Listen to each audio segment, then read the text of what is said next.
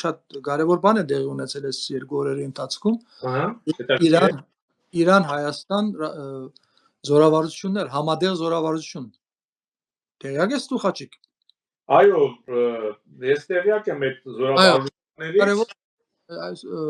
Պարզ է, որ զորավարությունը տեղի է ունենում Մեղրիում, Աքարագում, մեր կողմից Աքարագում, Արաքսի մյուս ափին իրանական կողմն է այդ վարժությունները անում, եւ սրա ավելի շատ ռազմական նշանակություն է, ես այնքան չեմ կարևորում, մասշտաբը որովհետեւ շատ մեծ չէ, քաղաքական նշանակությունը շատ մեծ է, Ժորժը։ Սա աննախադեպ է, եւ սա եւս փաստարկներից մեկն է, որ Ռուսաստանը գնում է Հայաստանից։ Բայց հրամանատար, ես մի հաց առաջացավ, լավ։ Շատեր չեն հավատում, որ Ռուսաստանը գնում է, կամ շատեր հույս ունեն, որ Միացյալ Նահանգներ եւ փրկի հեսա Պուտինին, հա, նորից Պուտինը տունա։ Ես հարաբերությունների երկխոսությունների արդյունքում կարող է Ռուսաստանը մնա այստեղ։ Դա իմ կարծիքը այդպես չէ։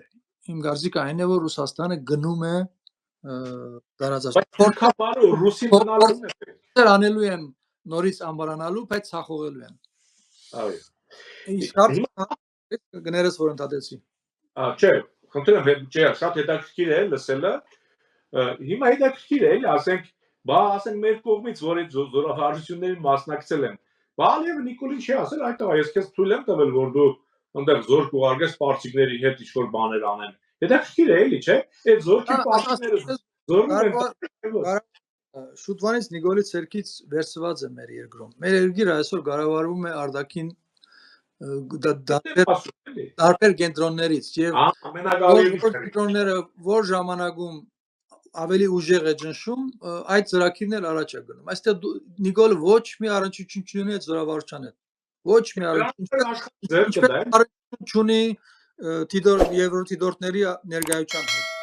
որոնք միջայլոց վերջերս եւս ուրախություն բոլորիս բարեգության քանակը շուրջօրյա շատ բազմապատկել են, այսպես կարելի է ասել, էլի հսկողությունը։ Ինչպես տեսնում եք, այստեղ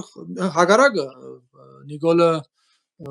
փորձում էր ենթարկվել եւ երրորդ դիտորդների օր առաջ այստեղից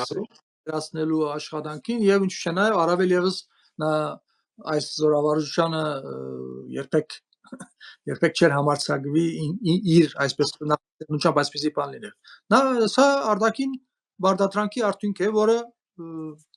իօգուտ մեզ է, ինչպես մենք այս վերջի 2-3 տարիներին հաջող ասում ենք, որ եթե արտաքին աշխարհակահական զարգացումների դասավորումը իօգուտ մեզ չլիներ, այսօրվա Հայաստանը